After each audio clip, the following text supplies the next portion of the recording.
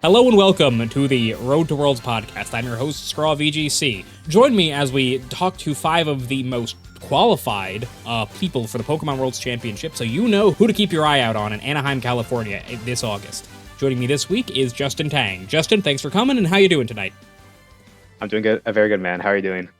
I'm doing well. All right, so today I have a few questions for you, Justin. This is sort of I don't know if you saw the other episode we've had so far, but it's kind of a chance to, brag about yourself, talk about some of the things you've done, talk about some of the struggles you've had in VGC, and just let everybody know Justin a little bit better. So the first thing we want to talk about here is, Justin, you sort of came out of nowhere. Um, I remember I was not following. Well, what was it? Knoxville, your first regional win? It was Knoxville. Yeah, Knoxville 2023 season. See, I was not following Knoxville particularly closely that season. And I remember going on Twitter and seeing a post about someone saying they didn't want to be on stream because their parents didn't know they were there. And a lot has happened since then. So, Justin, how did you get into VGC? Where did it start for you? Yeah, so I got into VGC through during COVID era. I didn't, during COVID, there was no competition. I didn't really know much about the VGC competition part. I was mostly just following through online, so like through YouTube, through content creation, and I got in more to VGC because I participated in a lot of draft leagues over the summer during COVID. I had a lot of free time, and I ended up being pretty good at them. I was winning like majority of like the drafts I was at, and then it was really funny. I in one server I was in, I befriended some people that you might notice, like Nicholas Donnelly, who made Finals Charlotte. He's one of my good friends now. I met him for a draft server, and one of our buddies, Dylan. It turned out we were locals, maybe like a 30-minute, 40-minute drive, and they were like, "Yo, man, we should go to a regional together." Because I don't know how it came up and how we found out we were like that local, but we were just like they brought it up. I was like, okay, yeah, sure. So we met up at his house. We drove down to Knoxville. It was like a 7-hour drive, and that's how it started. Met through some people in the community, and did VGC for the first time. Won the first regional, and haven't stopped since. Did my second regional, off the minutes as well. Top 16 that, and then I think I made a bigger name for myself once I won my third regional. So 2 in 1 season was quite nice.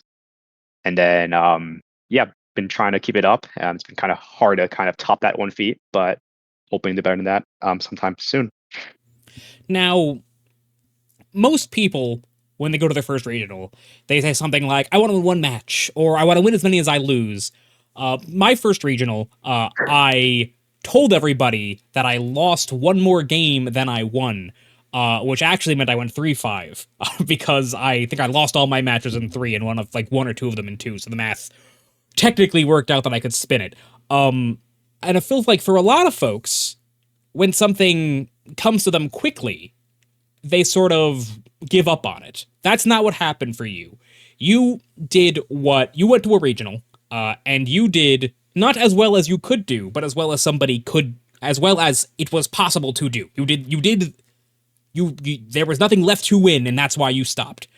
How did that feel? There weren't really locals going on. Well, did you go to locals before that? Did you go to any?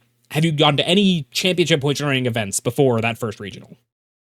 I did like a mini local before Knoxville as practice, but it was like an unofficial local. It was just kind of like I think it was like best of one, and it was just something that was like 20 minutes away from my campus. And then I found out I'm like, okay, I'll just use this as practice, and I did well there. And yeah, I didn't do anything with any championship points before Knoxville. So you went from never having any championship points Yeah. to suddenly being a regional champion. I mean, you went from may not have filled out a team sheet before, and now you're on the Pokemon website and the YouTube channel, and people start making videos about you, and people start making chants out of your name. How did that feel? Was that something, I don't know? I know a lot of people have had success in other games in the past before they played Pokemon. Was that something that happened for you? Had you ever experienced this sort of community of peoples kind of rallying around you before? No, nothing like this. It was definitely an interesting experience. I knew I could like do maybe somewhat well in VGC. Like I again, like I was carrying on some previous experience from like like draft, which it's not the same format, but you're still playing Pokemon. And I think like people like Michael Couch, for example, just also plays Pokemon and they also do well regardless of the format. So just transferring over some skills there, and yeah, just going all the way was definitely unreal, and having the support from countless of different people, like my friends, my family. You mentioned like my mom didn't know I was there, so it was funny when they found out, and they're pretty supportive for the most part. So yeah, it was overall a pretty great feeling. Nothing I ever experienced before, and can't really complain about it. It's been a great community here. So once you had won Knoxville, you sort of found yourself in the in crowd of VGC almost, right? I know you and Joe Ugarte, who has been consistently one of the best players in North America, became fast friends pretty quick after that. Um, how did that feel, right? If to me it seems, you show up, you win a regional right away, and all of a sudden you're sort of in this in crowd, this group of people that they've all accomplished what you have and more at that point. Did that make you feel like you needed to, match their accomplishments? Did it make you feel supported? What is that what does that feel like? Um, I don't think it like at least the first one. I didn't feel like I had to match anything. Point, very like low standards. I think just like being accepted and befriending people especially like Joe is kind of funny because during COVID I was actually watching some of his Sword and Shield videos, so that was kind of cool. And some of his like also I think he also played draft as well, so I was following some of his content. So befriending him right after was pretty funny. And also like watching like Aaron Zhang, who was commentating my finals and most of my tough cut games, was also kind of funny because again I was also following him. So big fans of both guys that I somewhat befriended or talked to. It was just nice. It was just nice. I never felt like I had to top anything after I think maybe my second regional win. So I was like, okay, like now I can show like what's up. And I had like a little bit of a rush streak after my first two wins, and for like maybe like 3 or 4 events, I just didn't perform as well as that. And especially you're coming from such a high, you want to perform better than that, right? Or at least try to go back to that peak. So maybe not having like those best results since then. Maybe it's like, okay, well, I want to go back to that point. I'm seeing people also like do as well, especially like I think like last season, like Wolf is kind of a good example. He also won 2 regionals that season, and he was topping it off with many other top cuts and such. And I kind of want to be like at that level. Obviously, he's been playing for a much longer time than me, but if I could do it one season and he continues to keep doing it now, that's something I also want to do. I kind of want that level of consistency. And after I did like the second regional one, I think that's when I felt like more of that the pressure to do that well, but like I guess more motivated to do well. So yeah. Being in a position to compare your season to Wolf's after your first season, after you had played 3 regionals. I mean, we've had people like you, like Sempra, who have won the first regional they ever played in. But I don't know if anyone but you has done that and then won another regional in the same season. It's sort of this meteoric rise. You're kind of comparable to Michael Kelch as you referred to earlier, where these people, 2 people in 2 years, showed up and did something to suddenly be in the same conversations as Wolf. I don't think anyone is saying that anyone can compare to him feat wise yet, but the perhaps the who the next one will be, right? Your name's in there, Michael's name's in there, and to have 2 people show up like that so quickly in a row, is it circumstance? Is it a matter of the game growing? I mean, I don't mean to put yourself in a situation where you're going to say, "Well, there'll be more of me, so don't worry about me." But why do you think there is something that can be identified that can as to why so many players are showing up and dominating all of a sudden? A bit of a hard question. But I mean, like I know since we were talking about Kelch earlier, I think like previous experience from if you're playing Pokemon in general, like, if you're good at it before, it will transfer over. I think as the game gets bigger, more people will be more aware of the game. Like I didn't really know about competitive BGC for a little bit, not till maybe like towards I don't know sometime during COVID, and then I didn't like know I could really compete till my friend hit me. I was like, yo, let's go to regional. So I feel that if you have a good, I guess like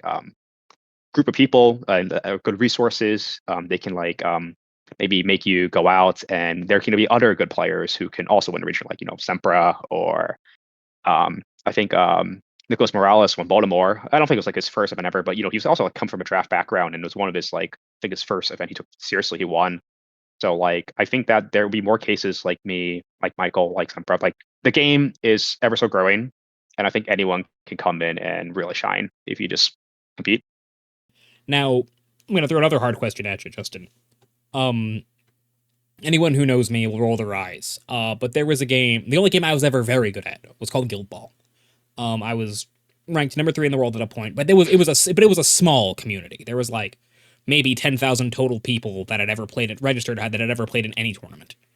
And something me and a lot of the other top players would say is like, if this game ever got popular, none of us would be considered good at it anymore. Do you think, with so much more talent coming in, whether from just awareness or these transferable skills from these other forms of Pokemon, do you think that we are going to see an increase in what we consider the top level of play? Do you think it's going to be expanded upon? Or will there be just more players playing at the level of today's top players? I guess what I mean to say is, how much room do you think is there to grow from what we consider the best of the best in VGC right now? I think there is room to grow. I think like a lot of the top players are still improving by today. Like especially like people who are kind of like motivated to do well. I think some top players to a certain extent, well, they might not have as much free time or they might not be as committed to playing. But for I guess like some like players, like I guess me and Kelsh, some of the newer players, like we want to win. We came in new. I just Kelsh. I know Kelsh is like he goes in every event knowing he will win or wants to win, right? So like I think that like people can still like grow good topics if you have the dedication to. I think a lot of it comes to dedication and time, and I mean that's just what you kind of need to do well in this game. It's not easy, but I think that's what does the best. Now, let me ask you this. I want a yes or no because I want this to be controversial. Okay. For me, right now, one of the most well played matches of VGC I've ever seen is the 2022 World's Top 4 Edu versus Paul Chua. Do you think, and right now I'd say that's one of the most well played matches of VGC I've ever seen. I know that's a little Uh, before you started playing. I don't know if you're familiar with it. When do you think 10 years from now, people will watch that game and say, this is an excellently played game of Pokemon? Or do you think the level of play will have advanced to such a degree that it isn't as impressive? I think it depends. I think definitely 10 years from now you can definitely look back and say that that was a really well played set.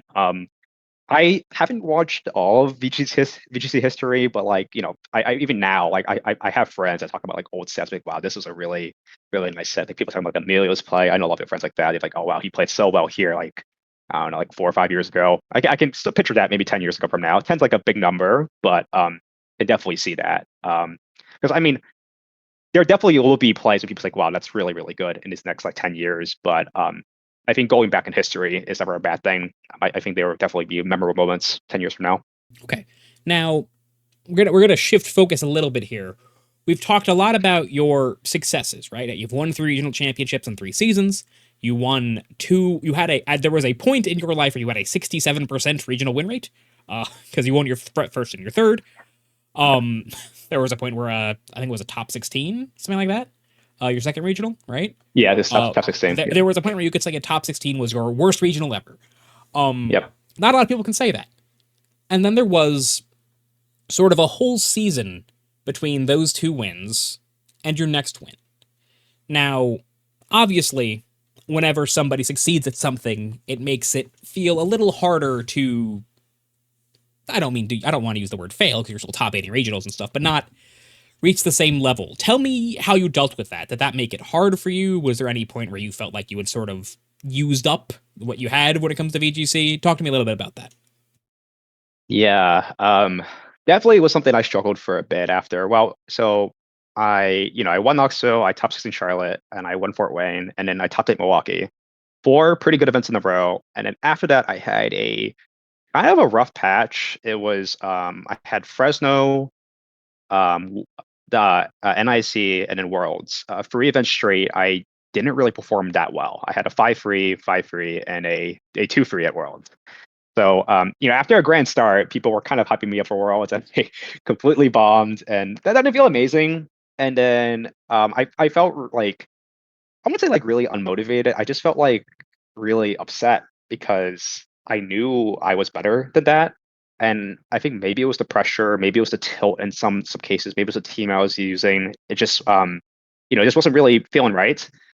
And well, I was kind of getting over it. The first event back at Pittsburgh, I also didn't day two. I think from then I thought it was just completely washed. I was like, oh man, I can't day two an event ever again. I had four great events, then four straight. I completely bombed. What can I do? And then my season was saved at the second region of the second season, Peoria, and there was a lot of pressure there because I think I started off 0-1, and then I came in at the end of the day, my win in, which was streamed, and I was able to win. And that was my first day two in four events straight, and that was really great. That was definitely like a point where it's like, okay, well, maybe I'm not that washed. Maybe I still got this because I mean, again, it's really hard to I guess not feel pressure or not feel bad after like having a bad streak like that, especially when you had such a great start in a season. So it was sort of a comeback for me, doing well at that regional. And then the regional after, I topped eight. And I think I topped eight the next one after that. I think I got three top eights that season. I had a few like okay events, and the three top cuts was quite nice.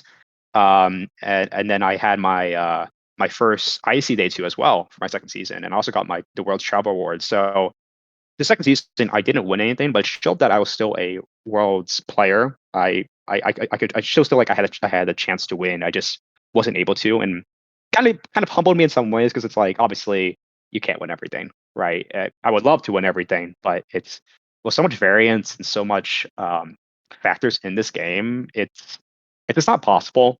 Like I know like people like Wolf makes it look like pretty easy most times. Right? I think his cut rate and his win rate was pretty insane in Scarlet and Violet. So it's like it's hard to not to look at that and also look at yourself. It's like, okay, I was having that start and then I couldn't really do it as well as him towards the end. But again, like he has that experience and also just like the game just has so many variants. Like even like on the days he's doing good, he can also have like maybe more luck than me or whatever. But again, he's just more experience. And I think I got more experience after that second season, carrying to my third season here, where again I also had sort of a rough patch, not rough patch, but you mentioned that like top eight's not bad or top 16, but you know, compared to the two and two four, a top 16 feels kind of bad. Like there's a joke where after all my top cuts from my second season, all the top eight mats, I would stack them up and like hide them in my room. Like I wouldn't even want to look at them. I had like all stacked up.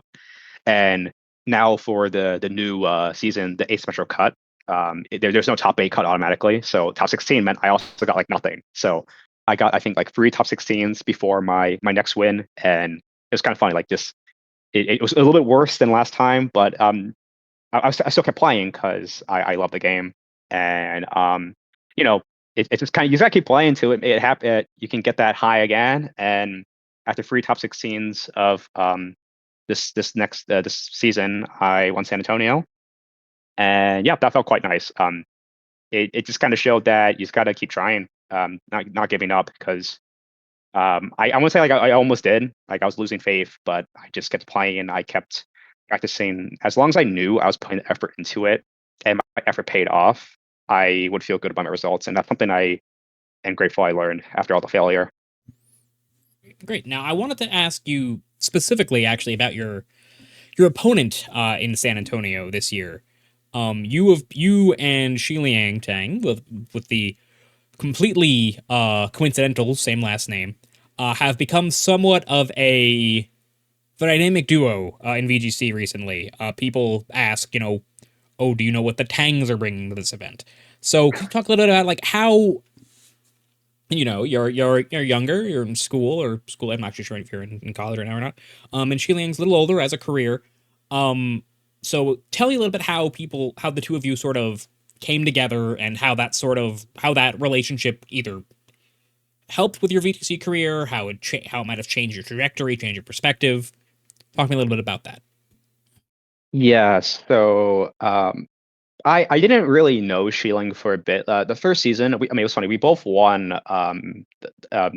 in Scarlet Valley the first season of it. He won Hartford, I won Knoxville, and it was before Worlds. I was talking to Marcus Dion and a few other people, and we were basically brought together by Lex, or I guess by Lex. Sorry, he hasn't really played in a minute. He topped for UIC, and he's kind of Got an NY sense. But anyways, we were kind of talking with him because he had this team he used for a victory road tournament, and Regulation D for Worlds was a completely new format. It was a complete shift from NIC because we all thought we maybe play Reg C for Worlds, but no, completely new format. Everyone was lost, including Sheilang. So we basically like copied Alexa's team, and we were gathered by everyone. It was like me, Lex, Marcus, Sheilang, Changjun, and a few other people, and compiled up, and we had this huge team movement for Worlds, and we brought this Dark Ocean Food Tornadoes team to Worlds, and that was the first time I worked with him. I completely bombed. He day two though. He beat Wolf to win it in, and then he almost top cut. He lost his win in I think in day two as well. So he had a really strong run, and it was a great time working with him. And that was when like a little bit afterwards, I got invited to join Gambito, a team building server.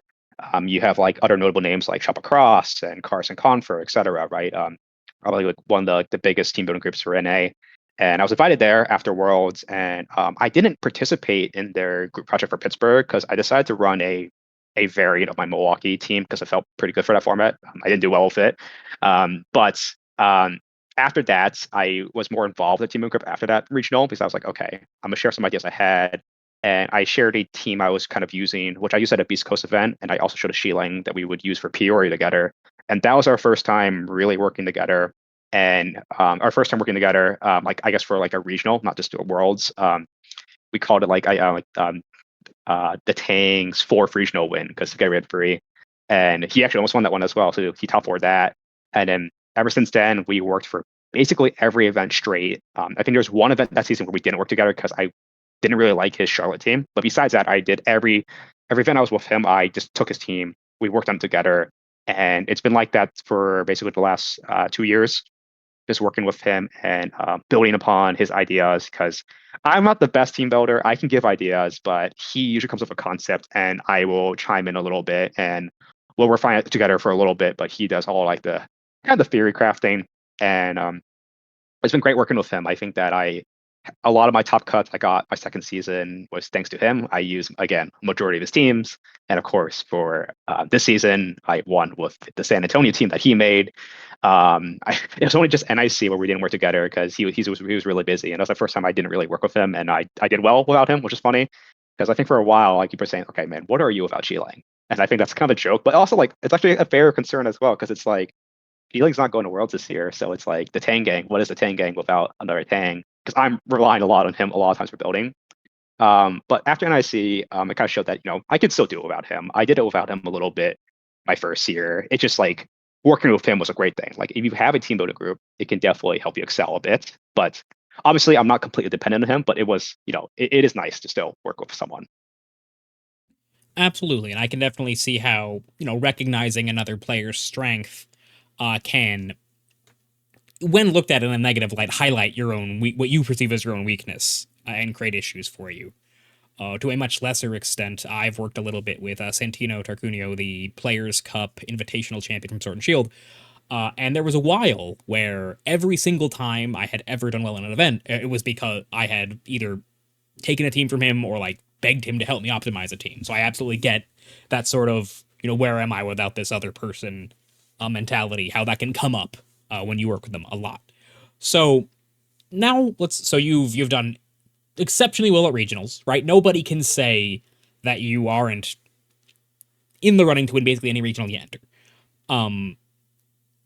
You've day two at internationals. Until recently, you hadn't top cut one. Is that right?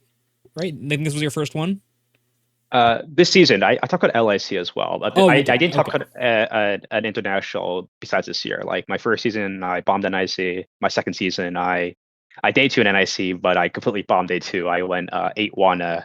No, I went what was it? I went 7-2 to 9-6. Not my best show in NIC. And then this year, I top 16 LIC, and then I top 32 NIC. So yeah. Okay. And you have sort of said that your world performances haven't gone so well so far, at least by your own standards. So how does it feel to sort of see your success breaking into these higher level events? Because I mean, as anybody who's played any of these tournaments knows, and who's made any kind of deep run or had the chance to make a deep run, internationals are a whole different animal from a regional. At a regional, unless you get super unlucky, you might play, what two or three like very good players. But when it comes to internationals, once you get those first one or two wins, suddenly you're playing as won a regional or top cut an international. And so how did that feel to sort of say that you can reach these heights in these more serious events? Felt pretty good. Like I always knew I was capable of, day twoing or Taekwondo International. Like kind of like tough. I felt like with the new system, I mean, you can top 32, top 16, and it's a little bit easier. Like I never thought I would maybe like top eight in international just yet. I've been close now, but yeah, it was nice to at least get one step closer. Like because I've shown I could beat worlds and international players before. Like even at regional levels, I'm still beating like people who have done well at internationals as well. I'm just like actually be able to do it now myself felt quite nice. Like when I top cut LIC for the first time, I had to beat Paul Ruiz for my win it in, and that was unreal. Like that kind of showed me like okay, I top cut, I top 16. That was my first top cut in LIC, and I was like only two more games winning from getting a medal as well, or no trophy. That's what I really want. I feel like I'm really close to getting a big trophy. I don't know about win at IC, but if I can, that'll be amazing. And I know I can if I have the right bracket or just the right play. Because in my top cut sets, I felt like I was either the matchup was a little bit unfavored for me, or like I feel my play was definitely there. Like I feel that like one day I can definitely get it, and that's something that I'm shooting for, maybe for next year. And for Worlds, I'm hoping to do the same because I mean a lot of these players I'm facing internationals, I will see at Worlds. So I don't know what's holding me back because I felt like I could definitely day two Worlds at minimum. I just it hasn't been my day just yet. Like last Worlds, I for my win it in, I faced Sheilang at 4-2. Well, not like a true win it in, but it was elimination match at 4-2. So I had to face Sheilang at a full mirror at Worlds, and that was unfortunate. I felt like maybe if I didn't pull him, I could have day 2'd, but didn't happen, right? So hoping that this year will be my year, and I think I've shown that I can do it. Just got to lock in or get a little bit luckier. Who knows?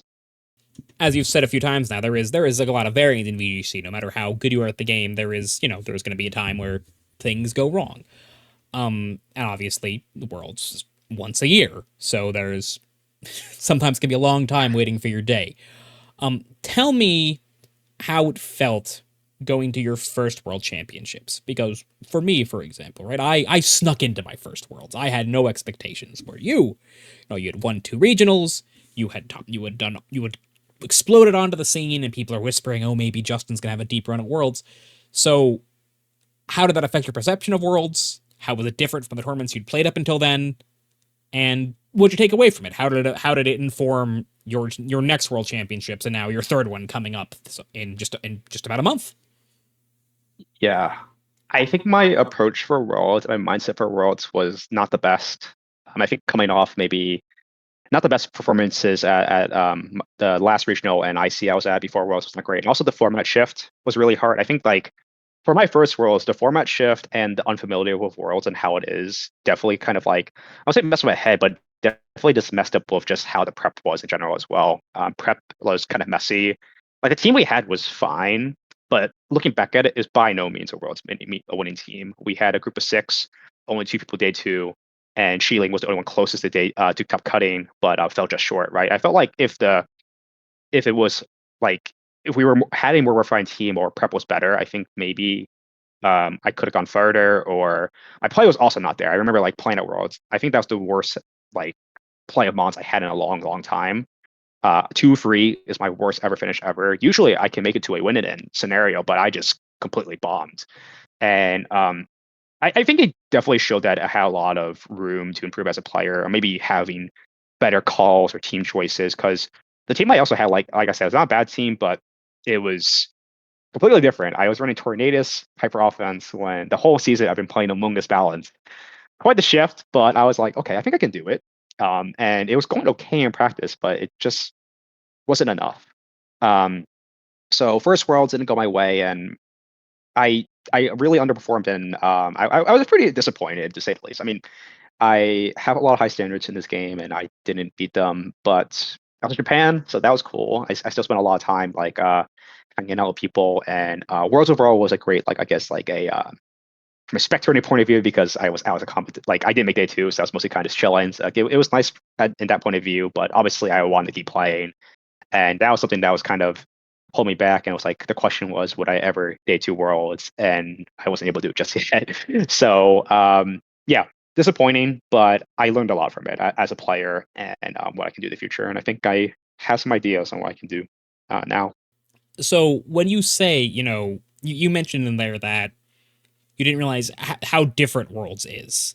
Could you speak on that just a little bit more, like for the folks at home, like how different is it walking into day one of Worlds versus say, day two of a regional?